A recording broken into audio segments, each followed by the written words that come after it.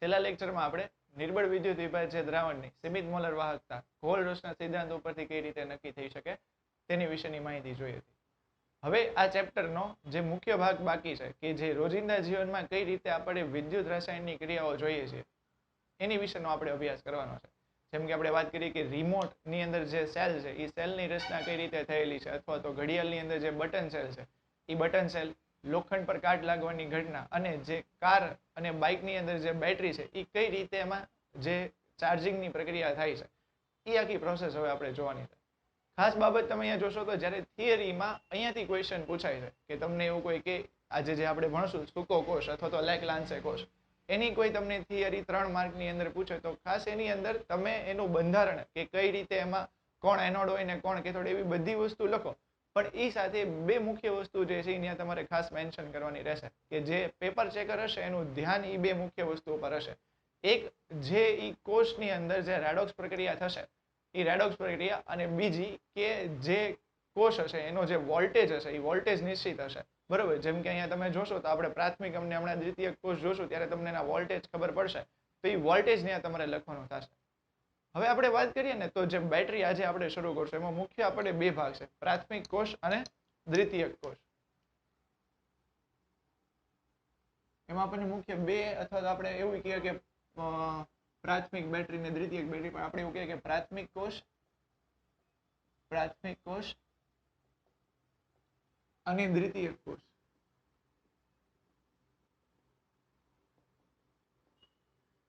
પ્રાથમિક કોષ ની પહેલા આપણે સિમ્પલ વાત કરીએ તો આ જે પ્રાથમિક કોષ કે દ્વિતીયક કોષ એ બંને જે છે એ બેટરી જ છે. પ્રાથમિક કોષમાં જે આપણે સેલ અને બટન સેલ આવે છે તેની વાત જોશું, અને દ્વિતીયક કોષ એની અંદર જે કાર અને બાઇકની અંદર જે બેટરી આવે છે તેની વિશેનો અભ્યાસ કરશો. આ બેટરી જે છે ને એટલે કે એનું જે બંધારણ આપણે જોશું એ મુખ્યત્વે વિદ્યુત રસાયણ જે કોષ હતો એની જેવું જ તેનું કાંઈક કાર્ય છે, અથવા તો આપણે એવું કહીએ કે ગેલ્વેનિક કોષ જે છે એની જેવું જ તેનું કાંઈક કાર્ય છે. ગેલ્વેનિક કોષમાં આપણે એવું જોયું હતું કે જે રેડોક્સ પ્રક્રિયામાં રાસાયણિક ઉર્જા છે એ રાસાયણિક ઉર્જાનું વિદ્યુત ઉર્જામાં રૂપાંતર થતું હતું, એ જ પ્રોસેસ આની અંદર થશે. એટલે આપણે એને એવું પણ કહી શકીએ કે આ ગેલ્વેનિક કોષના જે બંધારણ છે એની ઉપરથી આ કોષની રચના થયેલી છે.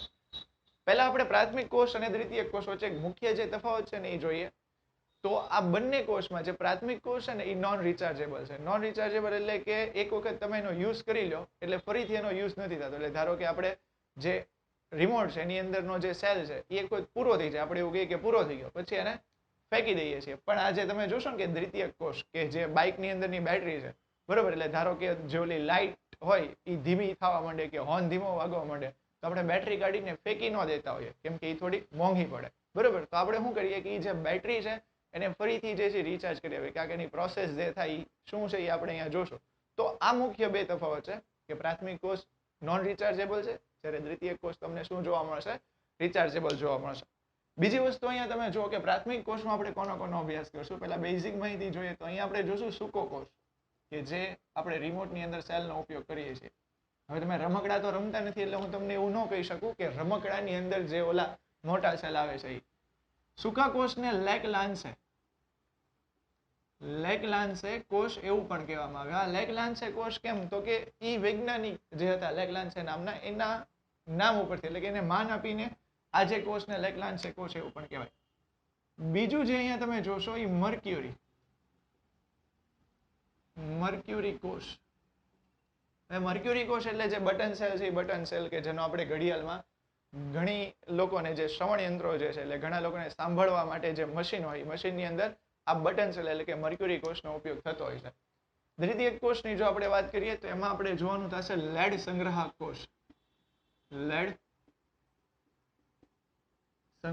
કોષ.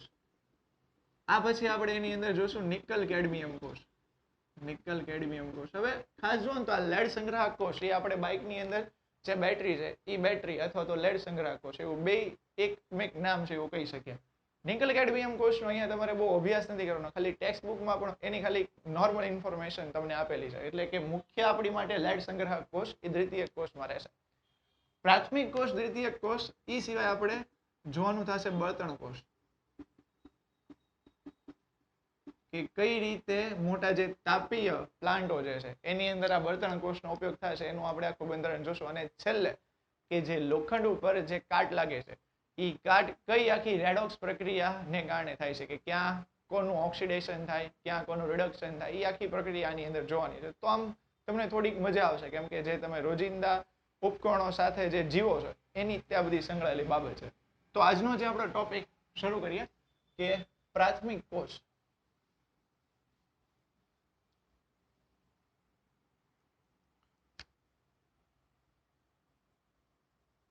પ્રાથમિક કોષ.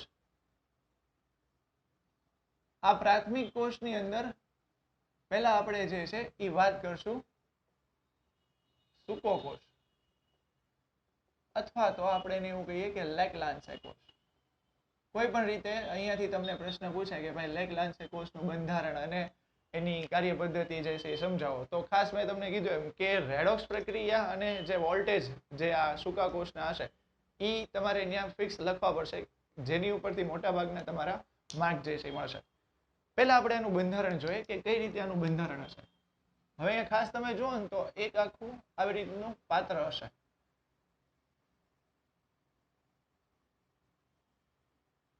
આ આખું ઝીંકનું પાત્ર હશે. તમે આમ થોડું વિચારો ને તો તમે સેલ બધાએ તો જોયો હવે આ ઉંમરે, બરોબર? તો એમાં આવી રીતે જે છે ને એ એક બારની બાજુ જે છે એ સેજ ઉપર જેને કેપ બાર જે છે એ કાઢેલી હોય, બરોબર? પછી તમે સેજ યાદ કરો કે જે સેલ હોય એ સેલને એ લોકોએ કોઈ પણ રંગનું એક આખું પતરું જે છે એ ચડાવી દીધું હોય, અને આટલો આ જે ભાગ હશે, આ જે ભાગ હું અલગ પેનથી કરું એટલે તમને ખ્યાલ આવે, આટલો ભાગ એ ખાલી ઓપન હશે, અને આ નીચેનો જે ભાગ છે એ નીચેનો ભાગ જે છે ઓપન હશે. બાકીનો આ જે આખો ભાગ છે, આ બે ભાગ, એને જે છે એને આખું એક નાનું અમથું પતરું જે હશે એનીથી જે છે એ કવર કરેલું હશે. હવે આની અંદર તમે મુખ્યત્વે જુઓ ને તો શું હશે, તો કે આના બંધારણમાં પહેલા જોઈએ તો આ કોષની અંદર ગ્રેફાઇટનો સળિયો હશે.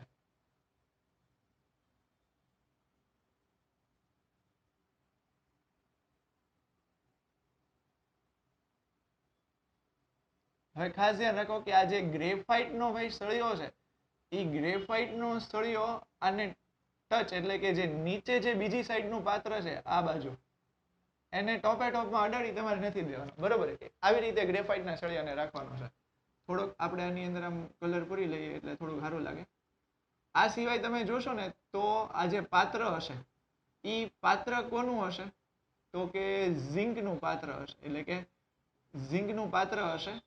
હવે બીજી વસ્તુ ખાસ તમે જો કે જો તમને યાદ આવતું હશે તમે નાના હો ને ત્યારે, કે તમે એવું કર્યું હોય કે જે આ કોષ હોય, એટલે કે જે બેટરી સેલ છે એ સેલની હારે ઓલી મોટર જોડી દીધી હોય ને એ મોટરની હારે એક નાનકડો અમથો પંખો જોડી દીધો હોય ને પછી બેઠા બેઠા જે છે એની હારે રમત રમીને આખો દિવસ તમે કાઢતા હોય, એવી કાંઈક તમે પ્રક્રિયા જો નાનપણમાં કરી હોય તો ની વાત છે, બરોબર? હવે આપણે કલર પૂરાઈ ગયો.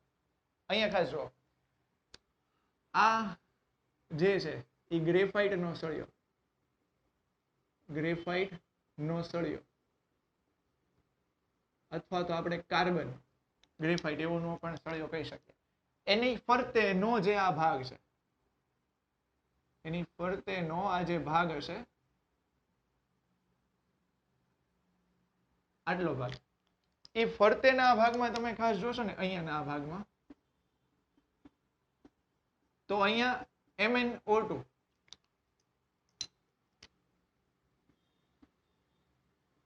MnO2 ને પ્લસ કાર્બન બ્લેક હશે. એ સિવાયનો ખાસ જો અમે અહીંયા ડિઝાઇન એટલે કરેલી છે કે હવે તમે જુઓ કે આ એક આખો ભાગ બાકી રહે, અહીંયાનો આખો ભાગ આ ને આ જે આખો ભાગ છે એની અંદર હશે NH4Cl ને પ્લસ ZnCl2. આ જે આખું કન્ટેનર હશે એ ઝિંક ધાતુનું હશે. એટલે હવે ખાસ તમે એક વસ્તુ જો કે આ જે ઝિંક ધાતુનું જે આ કન્ટેનર છે એ કઈ રીતે કામ કરશે, તો કે એનોડ તરીકે વર્તશે. કઈ તરીકે વર્તશે? એનોડ તરીકે વર્તશે. ને અહીંયા ઉપરનો આ જે ભાગ, એટલે કે આ જે સળિયો હશે એ કઈ તરીકે તમને જોવા મળશે, તો કે કેથોડ તરીકે જોવા મળશે. હવે બીજી વસ્તુ તમે અહીંયા જુઓ તો ખાસ એક બાબત કે અહીંયા હશે ઉપરના ભાગમાં અહીંયા હશે ધન ધ્રુવ, ને અહીંયા આગળ જે છે એ તમને જોવા મળશે ઋણ ધ્રુવ. પછી આની હારે આમ તમે છેડા આવી રીતે આમ જોડી દો ને પછી જે કંઈ તમારે વગાડવું હોય અથવા તો જે કંઈ ફેરવવું હોય અથવા તો જે કંઈ જોવું હોય એ તમે અહીંયાથી જોઈ શકો. તો આવું કાંઈક બંધારણ હશે સૂકા કોષ અથવા તો લેકલાન્સે કોષનો. પણ મેં જેમ તમને કીધું એમ કે આના માર્ક જે રહેલા છે એ એની રેડોક્સ પ્રક્રિયામાં જ રહેલા છે. એટલે તમને આની રેડોક્સ પ્રક્રિયા જે છે એ ખાસ લખતા આવડવી જોઈએ. આની થોડીક રેડોક્સ પ્રક્રિયા કોમ્પ્લિકેશન વાળી છે, પણ આપણે હમણાં જોશું એટલે તમને ખ્યાલ આવશે. અત્યારે તો આપણે ટુ ધી પોઈન્ટ લખતા જાય કે કઈ કઈ રીતે થશે. તો હું પહેલો પોઈન્ટ બાય પોઈન્ટ લખતો જાઉં. તો કે ખાસ તમે જુઓ તો એનોડ તરીકે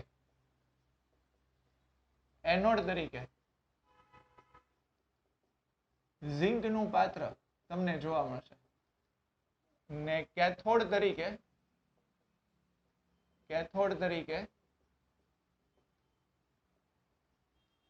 કાર્બન અથવા તો અહીંયા ગ્રેફાઇટ નો સળિયો. બીજી એક ખાસ વસ્તુ અહીંયા તમે જુઓ તો ગ્રેફાઇટના સળિયા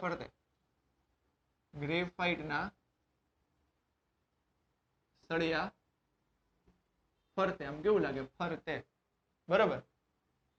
MnO2 પછી કાર્બન બ્લેક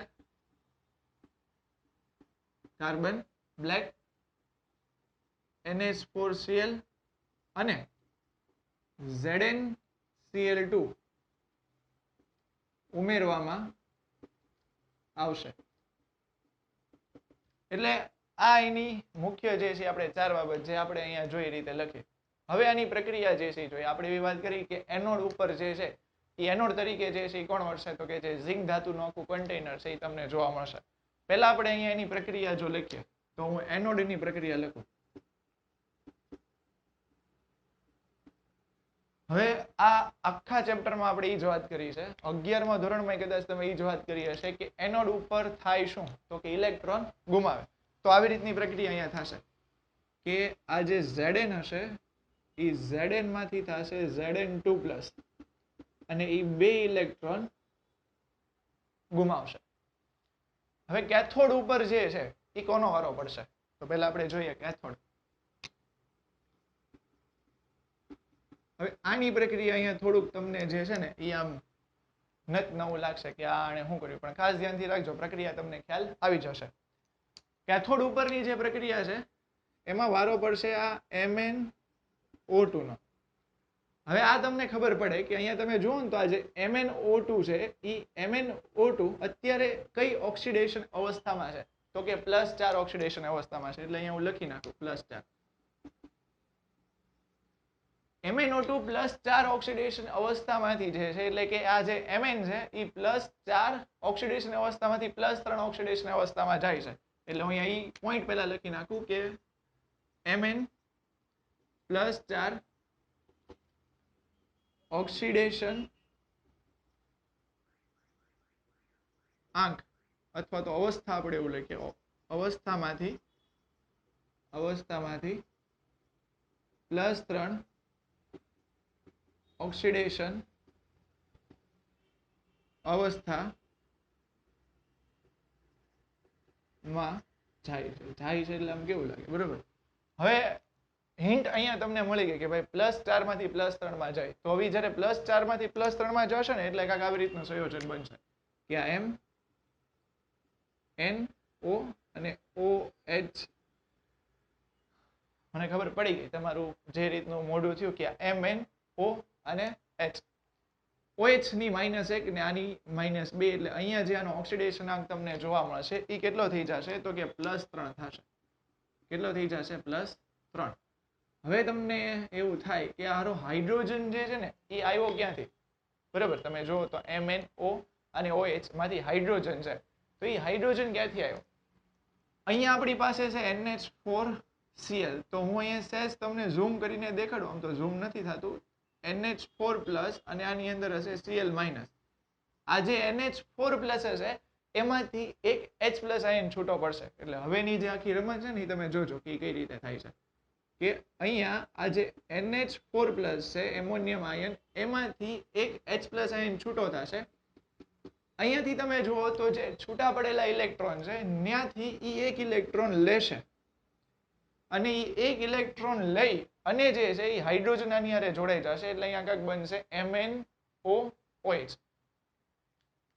ફરીથી એક વખત અહીંયાથી જે NH4+ છે એ NH4+ માંથી જે H+ નો જે આયન છે એ H+ નો આયન છૂટો થઈને અહીંયાથી એક ઇલેક્ટ્રોન મેળવશે. આ એક ઇલેક્ટ્રોન મેળવી અને એક જે હાઇડ્રોજન હશે આની હારે જોડાશે. તો હવે અહીંયા તમને આવું તો ખબર પડે કે અહીંયાથી જે છૂટું પડ્યું, કોણ અહીંયાથી છૂટું પડ્યું? હાઇડ્રોજન. તો આ NH4+ જે છે એ શેમાં થઈ જશે? તો કે NH3 એટલે કે અહીંયા છૂટો પડશે એમોનિયા વાયુ. જો ફરીથી આખી પ્રોસેસ સમજાવું, એનોડમાં તો મારે તમને કંઈ કહેવાની જરૂર નથી. કેથોડની જે પ્રક્રિયા છે એમાં +4 માંથી જે છે એ +3 માં ઓક્સિડેશન અવસ્થા બદલાય છે Mn ની. MnO2 માંથી જાય છે MnO અને OH. તો અહીંયા તમે જોશો તો -1 ને અહીંયા છે -2 એટલે +3 ઓક્સિડેશન અવસ્થા. તો હાઇડ્રોજન ક્યાંથી આવશે? તો આ જે NH4+ છે એ NH4+ આયન અહીંયાથી એક હાઇડ્રોજનને છૂટો કરશે. આ જે હાઇડ્રોજન જ્યારે દૂર થશે એ એક ઇલેક્ટ્રોન મેળવશે અને આની હારે જોડાઈને આવી રીતનું એક સંયોજન બનાવશે. અહીંયાથી છૂટો પડશે NH3 એટલે એમોનિયા વાયુ. તો આ રીતની આખી પ્રક્રિયા આની અંદર થશે. મેં તમને પહેલા જ કીધું કે આની અંદરની પ્રક્રિયા આખી જટિલ પ્રક્રિયા છે. આ કેથોડ અને એનોડ ઉપરની પ્રક્રિયા થાય. હવે તમે જો કે આપણે MnO2 નો વારો આવી ગયો, NH4Cl નો આવી ગયો, કાર્બન બ્લેક જે છે એ મુખ્ય જે છે એ અહીંયા ભાગ ભજવશે કેથોડ અને એનોડ આખી પ્રક્રિયામાં. ZnCl2 જે છે બરોબર, એનું શું થશે? અહીંયા જે તમને ZnCl2, હવે આપણે એને લાવ્યા છીએ તો એને ક્યાંક તો જે છે એ ભાગીદારી આપવી પડશે અથવા તો ક્યાંક કામમાં લેવો પડશે. ZnCl2 માં તમે જુઓ ને તો આવી રીતના બે આયનો હશે, એક Zn2+ અને બીજા જે છે એ 2Cl-. હવે આ પ્રક્રિયા દરમિયાન આપણે એવું જોયું કેથોડ ઉપર જે પ્રક્રિયા થાય છે એમાં કન્ટિન્યુટી અહીંયાથી એમોનિયા વાયુ છૂટો પડે છે. હવે ઘણી વખત કેવું થાય કે અહીંયાથી જ્યાં એમોનિયા વાયુ કન્ટિન્યુ છૂટો પડે છે તો એને કારણે એક્સપ્લોઝન એટલે કે ધડાકો ભડાકો થવાની સંભાવના છે. તો એને કારણે શું થશે કે આ જે Zn2+ છે એ Zn2+ ના આયનો ની હારે આ NH3 જોડાઈ જશે. એટલે કાંઈક આવી રીતે થશે કે આ Zn2+ છે એની હારે NH3 જોડાય અને આવી રીતનું સંકીર્ણ સંયોજન બનાવશે Zn NH3 4 2 plus Zn NH3 4 2 plus, અથવા તો તમે આવી રીતે પણ લખી શકો કે Zn NH3 4 Cl2. હવે તરત પાછું આમ મગજમાં ચત્ર વિચિત્ર પ્રશ્ન ઊભો થવા માંડે કે ભાઈ આ શું છે ને આ શું છે? તો કે આ એક સંકીર્ણ સંયોજન છે બરોબર ને. સંકીર્ણ સંયોજનમાં આ જે બે જે છે એને કહેવાય લિગેન્ડ બરોબર. તમે ઓલું ભણીને આવ્યા છો કે સવર્ગ સ્થળ નિર્દેશક બંધ, જ્યારે ઇલેક્ટ્રોનનું દાન કરીને જે બંધ બનાવ્યો તો એવી રીતે અહીંયા કાંઈક સવર્ગ સ્થળ નિર્દેશક બંધ બનશે. એટલે જે Zn2+ ના આયનો હશે ને એની ફરતે NH3 ના જે છે એ 4 અણુઓ જે છે એ ગોઠવાઈ જશે અને જે છે એને કારણે એવું એક સંકીર્ણ સંયોજન બનશે. જે એમોનિયા વાયુ છૂટો પડે છે એને કારણે આ જે સેલ છે એની અંદર જે બ્લાસ્ટ થવાની સંભાવનાઓ થોડી ઘણી જે છે નહીવત થશે. એટલે આમ આખી પ્રક્રિયા જે મેં કીધી ને એ આખી પ્રક્રિયામાં તમે જો આ હજી હવે આમાં બહુ વિચાર ન કરતા, આનું એક આખું ચેપ્ટર પહેલા જ ભાગમાં છેલ્લું ચેપ્ટર છે સવર્ગ સંયોજનો, એમાં આખું તમારે ભણવાનું આવશે કે કઈ રીતે આ બને, કઈ રીતે આનું નામ હોય, એ બધું તમારે આવશે. આખી પ્રક્રિયામાં તમે ખાસ ધ્યાનથી જુઓ તો મુખ્ય બધો આધાર જે છે ને કોની ઉપર છે? તો કે NH4+ NH4Cl ઉપર છે. આ જે NH4Cl છે એમાંથી તમે જુઓ ને તો ઓલો એક ઇલેક્ટ્રોન ગુમાવી હાઇડ્રોજન મળે, પ્લસ આ જે એમોનિયા વાયુ છૂટો પડે છે એ આની હારે જે છે એ એક સંકીર્ણ સંયોજન બનાવે છે ને એને કારણે કોષ જે છે એ શરૂ રહે છે. તો આ રીતે મુખ્યત્વે સૂકા કોષમાં જે છે એ આખીની કાર્યરચના થશે. એટલે પહેલા હું એક અહીંયા પોઈન્ટ લખી નાખું કે છૂટો પડતો એમોનિયા વાયુ એ ZnCl2 ના Zn2+ આયન સાથે Zn Zn NH3 4 2+ જેવું સંકીર્ણ સંયોજન બનાવશે. સંકીર્ણ સંયોજન બનાવશે અને જેથી કોષ જે છે એ કાર્યરત રહેશે. હવે વાત આવી જેમ મેં બે તમને શરૂઆતમાં કીધું હતું કે રેડોક્સ પ્રક્રિયા, તો એ હવે તમને ખ્યાલ આવી ગયો છે. છતાં હું પાછો ફરીથી જે છે હમણાં રેડોક્સ પ્રક્રિયાની વાત કરું. અને બીજી તો કે જે આ કોષનો વોલ્ટેજ, તો કે જે સૂકો કોષ છે, સૂકા કોષ નો વોલ્ટેજ તમને 1.5 વોલ્ટ જોવા મળશે.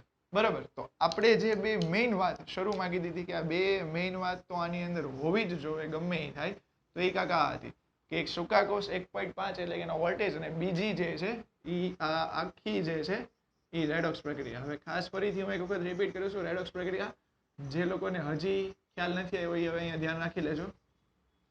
એનોડ તરીકે જે છે એ આપણી પાસે હશે ઝિંકનું પાત્ર. તો અહીંયા ઓક્સિડેશનની પ્રક્રિયા થશે એટલે Zn માંથી Zn2+ થશે.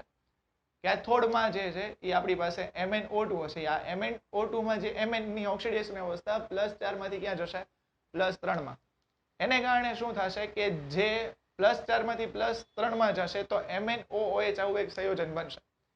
જે હાઇડ્રોજન હશે એ ક્યાંથી મળશે? તો કે જે આ NH4+ માં જે H+ નો આયન છે એ H+ ના આયન એ છૂટો પડી ને અહીંયાથી છૂટા પડતા ઇલેક્ટ્રોનને મેળવી અને જે છે એ પોતે એમોનિયા વાયુ છૂટો પડશે અને અહીંયા હાઇડ્રોજન જોડાશે. એમોનિયા વાયુ જો સતત એક ધારો છૂટો પડતો રહે તો એ કોષમાં ધડાકો ને ભડાકો કરવાની સંભાવના બની રહી છે. પણ અંદર આપણે ZnCl2 લીધેલું છે તો એમાં જે Zn2+ ના આયનો છે એની ફરતે એક આખું આવરણ, એટલે કે Zn ની અંદર જે છે એ શું કરશે કે ઇલેક્ટ્રોનનું દાન કરીને આવી રીતનું એક સંકીર્ણ સંયોજન બનાવશે. તો આખી બાબત હતી સૂકા કોષ અથવા તો લેગલાન્સે કોષ. તમને જો પૂછાય એનું બંધારણ તો આખી રીતે થિયરીમાં લખવાનું. અહીંયા મેં ખાલી તમને મેઇન પોઈન્ટ્સ જે છે એ તમને લખીને દર્શાવેલા હતા. પ્રાથમિક કોષમાં આપણે વાત કરી હતી કે મુખ્ય આપણે બે કોષની વાત જોશો કે એક કોષ જે છે એ સૂકો કોષ જે આપણે અત્યારે જોયો. બીજો જે કોષ છે એ હશે મર્ક્યુરી કોષ. મર્ક્યુરી કોષ અથવા તો એને બટન કોષ. હવે આમ જુઓ ને કે ગમે એ ટોપિક તમે પહેલા જુઓ ને એટલે પહેલા એનું નામ જોવાનું અને નામ ઉપરથી થોડું એને પકડવાની ટ્રાય કરવાની. મર્ક્યુરી કોષ અહીંયા તમને કીધેલું છે તો અંદર હશે કોણ? મર્ક્યુરી તો હશે જ તે, એટલે Hg. બરોબર ને કે મર્ક્યુરી કોષ તમને કીધું છે તો Hg તો એની અંદર હશે જ તે. એટલે આપણે અહીંયા લખી નાખીએ મર્ક્યુરી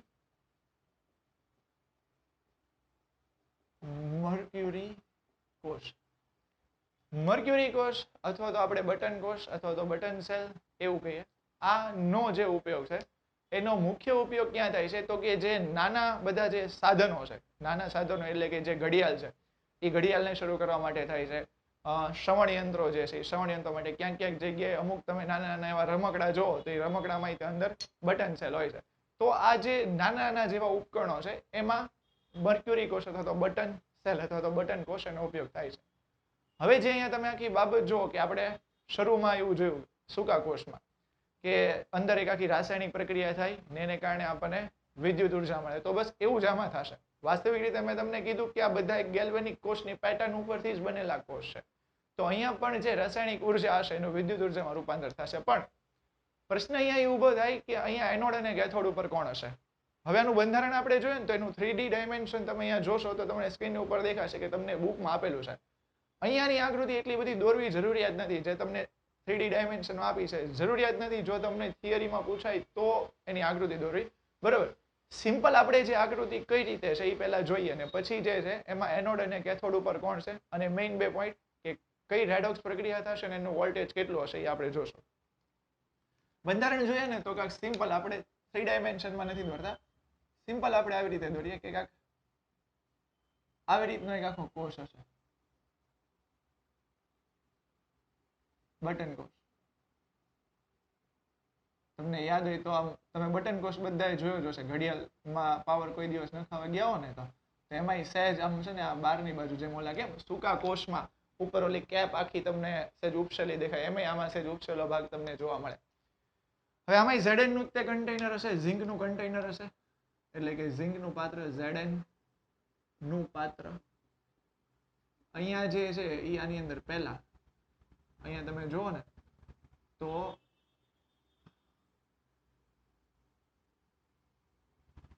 આ કોણ છે? ગ્રેફાઇટ જે છે ને એ ગ્રેફાઇટ નો સળિયો. હવે બીજી એક ખાસ બાબત અહીંયા જે તમારે જોવાની છે કે અહીંયા આપણે ગ્રેફાઇટ નો સળિયો લઈએ છીએ. સૂકો કોષ જે હતો ને એ સૂકા કોષમાં આપણે ગ્રેફાઇટ ના સળિયાની હારે કોને કોને લેતા હતા? MnO2 ને લેતા હતા. MnO2 સિવાય બીજું કોણ કોણ હતું? તો કે ZnCl2, NH4Cl, આ બધી વસ્તુ હતી. અહીંયા જે છે ને એ આપણી પાસે હશે ગ્રેફાઇટ નો સળિયો. ગ્રેફાઇટ અથવા તો આપણે હાવ દેશી લખીએ કાર્બન નો સળિયો. આમાં દેશી કે એવું કઈ ન હોય પણ કાર્બન નો સળિયો. એની અંદર આ જે આપણે ઓલાની અંદર જે લીધું હતું ને MnO2 ને એવું બધું, તો આની અંદર જે છે તમે જોશો તો HGO હશે ને પ્લસ એની અંદર તમને જોવા મળશે KOH. આ KOH એક વિદ્યુત વિભાજ્ય દ્રાવણ તરીકે અંદર હશે. KOH હશે અથવા તો ZnO જે છે એની અંદર લીધેલું હશે. હવે પહેલા આપણે આમાં એક એક પોઈન્ટ જે છે જોતા જઈએ કે કઈ રીતે આમાં હશે કે એનોડ તરીકે ઝિંક સરસ અથવા તો આ ZnHg વર્સે હશે.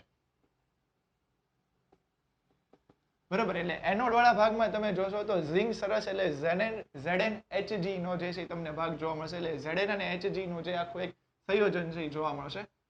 હું બધી થિયરી ભાઈ નથી લખતો, નહીતર પાછું થોડુંક નો પૂરું થાય. એટલે કેથોડ તરીકે જે છે એ તમને કોણ જોવા મળશે? HGO પ્લસ કાર્બન, અને એની સાથે જે છે એ શું હશે તો કે KOH અથવા તો જે ZnO છે એ કઈ તરીકે લેવામાં આવશે તો કે વિદ્યુત વિભાજ્ય દ્રાવણ તરીકે લેવામાં આવશે. બરોબર, એટલે આ વિદ્યુત વિભાજ્ય દ્રાવણ વિદ્યુત વિભાજ્ય તરીકે લેવામાં આવશે. હવે આખી પ્રોસેસમાં જે છે એ તમે જુઓ કે કઈ રીતે આખી પ્રક્રિયા થાય. એનોડ ઉપર ZnHg હશે અને કેથોડ ઉપર HGO હશે. પ્રક્રિયા આપણે અહીંયા પહેલા લખીએ તો એનોડની જો પ્રક્રિયા જોઈએ કે એનોડની પ્રક્રિયા કઈ રીતે થશે. ZnHg એટલે ઝિંક સરસ હશે તો આ ZnHg છે એમાંથી શું થશે પહેલા જો, એમાંથી અહીંયા બનશે ZnO. બરાબર, મેં તમને કીધું કે જે તમે રેડોક્સ પ્રક્રિયા પહેલેથી જોઈને આવ્યો છો એમાં તમને ખબર જ છે કે આની અંદર શું થાય છે. એટલે તમે એવું કહો કે ભાઈ આનું ઓક્સિડેશન થઈને આ એક સ્વરૂપ બન્યું, પણ અહીંયા તમને ખબર નથી કે શું બને છે. એટલે હું તમને કહું છું કે જે એનોડ ઉપર ઝિંક સરસ એટલે કે ZnHg છે એનું ઓક્સિડેશન થઈને અહીંયા બનશે ZnO. હવે આખી પ્રક્રિયામાં તમે જોશો તો અહીંયાનો ઓક્સિડેશન આમ 0 છે. એ 0 માંથી જશે +2 માં, તો છૂટા કેટલા ઇલેક્ટ્રોન પડશે? હવે આવું મારે આવું ન પૂછાય મારે, પણ છતાં મેં પૂછી લીધું કે 2 ઇલેક્ટ્રોન છૂટા પડશે. જો અહીંયાથી 2 ઇલેક્ટ્રોન છૂટા પડશે તો હવે તમે જુઓ કે ZnHg પણ પાછું અહીંયા તમને એમ થાય કે આ OH તો આવ્યું ને, એટલે કે સોરી O તો આવ્યું ને, તો એ O ક્યાંથી આવશે? અહીંયા તમે જુઓ ને તો આપણે KOH ને લીધેલું છે. બરોબર, તો એ KOH માંથી જે OH માઇનસ આયન હશે, એટલે અહીંયા બેલેન્સ કરવા માટે હું લખી નાખું કે 2OH માઇનસ આયનો હશે, એમાંથી ઓક્સિજન મેળવી અને ZnO બનશે. હવે 2 ઓક્સિજન 2 હાઇડ્રોજન 1 નો ઉપયોગ થઈ ગયો તો વધ્યા 2 હાઇડ્રોજન અને 1 ઓક્સિજન. તો હવે અહીંયા શું બનશે તો કે છૂટું પડશે 1 H2O. જો મેં પહેલા જ કીધું કે આમાં જે છે ને એ પ્રક્રિયા આખી જે છે એ કોઈ એવી ફિક્સ ઓલવી નથી. જેમ આપણે પેલા રેડોક્સ પ્રક્રિયામાં જે છે એ ભણી આપણને એવી ખબર હતી કે અહીંયાનું આમાં રૂપાંતર થાય, પણ અહીંયા જે છે એ તમને આખું દ્રાવણ ભરીને આપી દીધું છે. એટલે એમાં કઈ રીતની એનોડ અને કેથોડમાં પ્રક્રિયા થઈ છે જોવાનું થશે. ZnHg છે એમાંથી Zn નું +2 માં થશે. આ જે +2 માં થશે એમાં ઓક્સિજન ક્યાંથી આવશે તો કે જે KOH માંથી જે 2OH માઇનસ આયન છે એ ઓક્સિજન આવશે અને એક H2O છૂટું પડશે. હવે આપણે વાત કરીએ કેથોડ ઉપરની પ્રક્રિયા. કેથોડમાં આપણે એવું કીધું કે HGO છે, તો હવે અહીંયા જો આ HGO એટલે મર્ક્યુરી ઓક્સાઇડ. આ જે મર્ક્યુરી ઓક્સાઇડ છે એ મર્ક્યુરી ઓક્સાઇડ માંથી અહીંયા તમને છૂટું પડશે Hg. Hg એટલે એને શું કહેવાય? મર્ક્યુરી. તો હવે અહીંયા ખાસ તમે જુઓ કે આનો ઓક્સિડેશન આગળ તો કેટલો 2, અહીંયા કેટલો થઈ ગયો 0. આવું તો હવે ખ્યાલ હોય ને. શું કરે છે આ? તો કે પહેલા તો એ 2 ઇલેક્ટ્રોન મેળવે છે. બરોબર, તો આ શું કરશે? તો કે 2 ઇલેક્ટ્રોન મેળવશે. હવે આ 2 ઇલેક્ટ્રોન મેળવશે ને એ હારે જે એનોડની પ્રક્રિયામાંથી અહીંયાથી જે H2O છૂટા પડ્યા હશે ને એને તે જે યુઝમાં લેશે, એટલે અહીંયા H2O. તો હવે આખી પ્રક્રિયામાં તમે જો અમે H2O પાછું કેમ લીધું? તમને એમ થાય કે જો હવે આને સેટિંગ શરૂ કર્યું. ભાઈ સેટિંગ કરતો નથી પ્રક્રિયાનું આખી. જો કે અહીંયા ZNO એટલે સોરી HGO માંથી Hg થયું, તો હવે અહીંયા ઓક્સિજન વધ્યો, તો એ ઓક્સિજનનું કામ તો થશે ને. તો એનોડની પ્રક્રિયા દરમિયાન અહીંયાથી જે H2O છૂટું પડે છે એ H2O માં H+ અને OH- ના આયનો હશે. તો અહીંયાથી 2 H+ અને એક ઓક્સિજનનો આયન. બરોબર, તો એ ઓક્સિજન એક H+ હારે, આ ઓક્સિજન એક H+ હારે જોડાશે અને કાંઈક અહીંયા આવી રીતે 2OH- આયન છૂટા કરશે. એટલે આવી રીતે આખી કુલ પ્રક્રિયા, એટલે સોરી કુલ પ્રક્રિયા તો નહીં, કેથોડ ઉપરની પ્રક્રિયા જોવા મળશે. બરાબર, ફરીથી જો એક વખત આખી પ્રક્રિયા તમને કહું છું કે કઈ રીતે થશે. મેઇન જે મેં તમને કીધું એમ કે નહીં, રેડોક્સ પ્રક્રિયા જો તમે સમજેલી હશે ને તો તમને ખ્યાલ આવશે. બરોબર ને, જો તમે આને પાકી કરી નાખશો તો એ તમને લોંગ ટર્મ સુધી નહીં યાદ રહે. તમને ખાલી 3 થી 4 દિવસ માટે યાદ રહેશે, પણ જ્યારે તમે એક્ઝામ દેશો અથવા તો સ્કૂલમાં જે યુનિટ ટેસ્ટમાં દેશો તો તરત જે છે એ તમને ભૂલાઈ જશે. એટલે ખાસ જો એનોડ ઉપર ઝિંક સરસ એટલે કે Zn માંથી ZnO થશે, એટલે કે 0 માંથી +2 ની ઓક્સિડેશન અવસ્થા થશે. આ 0 માંથી જ્યારે +2 ની ઓક્સિડેશન અવસ્થા થાય તો અહીંયા 2OH- છે. હવે અહીંયા જો જે ઓક્સિજન છે એ ઓક્સિજન ક્યાંથી આવશે? તો કે KOH માંથી જે OH- આયન હશે એમાંથી આપણને મળશે OH. આવું તમને નો યાદ રહે ને તો પ્રેમથી આપણી નોટમાં લખી નાખવાનું. બરોબર, કેમ કે નોટ જ આપણી છે ને લખવાનું આપણે છે ને યાદે આપણે રાખવાનું છે. પછી આમાં કેવું થાય કે જ્યારે તમે આજથી ઈસવીસન એટલે કે વર્ષો પછી, ઈસવીસન તો ન કહેવાય, વર્ષો પછી જ્યારે નોટ ખોલો ને ત્યારે તમને એમ થાય કે હારું OH- આવ્યું ક્યાં, ને પછી ત્યાંથી બધી ડિફિકલ્ટીઓ ઘણી ઊભી થાય. એટલે આવું આપણી નોટમાં આપણે લખી નાખવાનું, એમાં શરમાવાનું નહીં કે આ જે OH- છે એ ક્યાંથી મળે છે? KOH માંથી. એમાંથી એક ઓક્સિજન જોડાય અને ZnO બનશે અને એક H2O છૂટું પડશે અને 2 ઇલેક્ટ્રોન તો છૂટા પડે જ તે, કેમ કે એનોડની પ્રક્રિયા છે. કેથોડ ઉપર તમે જુઓ તો HGO એટલે મર્ક્યુરી ઓક્સાઇડ. મર્ક્યુરી ઓક્સાઇડ એટલે HGO માંથી બનશે Hg. હવે અહીંયા આપણે એવી વાત કરી કે +2 માંથી થયું 0. તો ઓક્સિજન ક્યાં જશે? તો એનોડની પ્રક્રિયા દરમિયાન જે અહીંયા H2O છૂટું પડે છે એમાંથી 2H+ અને ઓક્સિજન હશે એ આની હારે જોડાશે, એટલે કે ટૂંકમાં આના H2O નો ઉપયોગ થશે અને 2OH- આયન છૂટા પડશે. તો આવી આખી આ પ્રક્રિયા છે. હવે અહીંયા તમે જુઓ કે હવે વાત આવે ઉડાડવાની. તો ઉડાડવામાં તો આપણે માહિર, 2 ગયા ઇલેક્ટ્રોન, H2 ગયા, 2OH- ગયા. હવે જોઈ લેવાનું કઈ જાય છે? ભાઈ કાંઈ હવે જાતું નથી. તો પ્રક્રિયા જો આપણે કુલ લખીએ ને તો કુલ પ્રક્રિયા કાંઈક આવી રીતે થશે કે Zn Hg plus HGO it gives ZnO plus Hg. એટલે હવે અહીંયા તમે ખાસ ધ્યાનથી જુઓ કે જે મર્ક્યુરી કોષ છે એ મર્ક્યુરી કોષની અંદર થતી કુલ પ્રક્રિયા જે છે એ કાંઈક આવી રીતની છે. બરોબર, કે જે ઝિંક સરસ ZnHg હશે એમાંથી ZnO અને જે મર્ક્યુરી ઓક્સાઇડ હશે એમાંથી શું જોવા મળશે? મર્ક્યુરી જે છે એ થશે.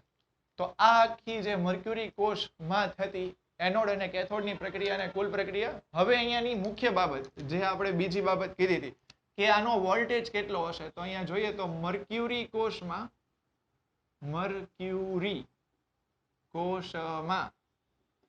1.35 વોલ્ટેજ એટલે 1.35 વોલ્ટ જે છે એ તમને જોવા મળશે. આના વોલ્ટેજ નિશ્ચિત હોય. હવે કોઈ એમ ન પૂછતા કે ભાઈ જો આના વોલ્ટેજ બદલાવ્યો તો શું થાય? ભાઈ ફિક્સ જ છે, એના વોલ્ટેજ ફિક્સ રાખીને જ તે કરવામાં આવે. તમે ક્યાંક બેટરી લેવા જાઓ તો એ 2 વોલ્ટની ને એવું બધું હોય તો એના વોલ્ટેજ જે છે શું હશે? ફિક્સ હશે. તો આ રીતે આજે આપણે પ્રાથમિક કોષના જે 2 મુખ્ય કોષ જોયા કે સૂકો કોષ અને મર્ક્યુરી કોષ. સૂકા કોષમાં આપણે જોયું કે કઈ રીતે આખી પ્રક્રિયા થાય છે કે MnO2 જે છે એ કેથોડની પ્રક્રિયામાં રિડક્શન થશે એટલે Mn+4 માંથી +3 માં થશે. હવે એ દરમિયાન એક એમોનિયા વાયુ છૂટો પડશે. એ એમોનિયા વાયુ કોષમાં ધડાકા ભડાકા કરે જ નહીં, એની માટે જે ZnCl2 માંથી જે Zn2+ ના આયનો છે એની ફરતી એક આખું આવરણ બનાવશે અને આખી પ્રક્રિયા થશે ને એ જે સંકીર્ણ આયન છે એના કારણે પ્રક્રિયા શરૂ રહેશે. મર્ક્યુરી કોષની આપણે વાત કરી અને પ્રાથમિક કોષ જે છે એની આપણે જોઈ મુખ્ય બાબત. ખાસ મેં તમને કીધું એમ કે રેડોક્સ પ્રક્રિયા જે છે એ 2 તમે ખાસ સમજી લેજો કે પ્રાથમિક કોષ એટલે કે સૂકા કોષમાં કઈ રીતે થાય અને મર્ક્યુરી કોષમાં કઈ રીતે થાય. કેમ કે આ જે બધી બાબત છે ને એ તો તમે આનું બંધારણ દોરીને તે જે છે લખી શકશો. અને 99% લોકો જે છે આનું બંધારણ લખશે, પણ જે 1% લોકો છે ને એની રેડોક્સ પ્રક્રિયા અને એને જેના વોલ્ટેજ હશે, વોલ્ટેજ યાદ રહેશે પણ રેડોક્સ પ્રક્રિયાથી મોટાભાગના વિદ્યાર્થીઓ અલગ પડશે. તો આ રીતે એક વખત રેડોક્સ પ્રક્રિયા ફરીથી જોઈ લેજો જો તમને ખ્યાલ ન આવ્યો હોય તો. Thank you.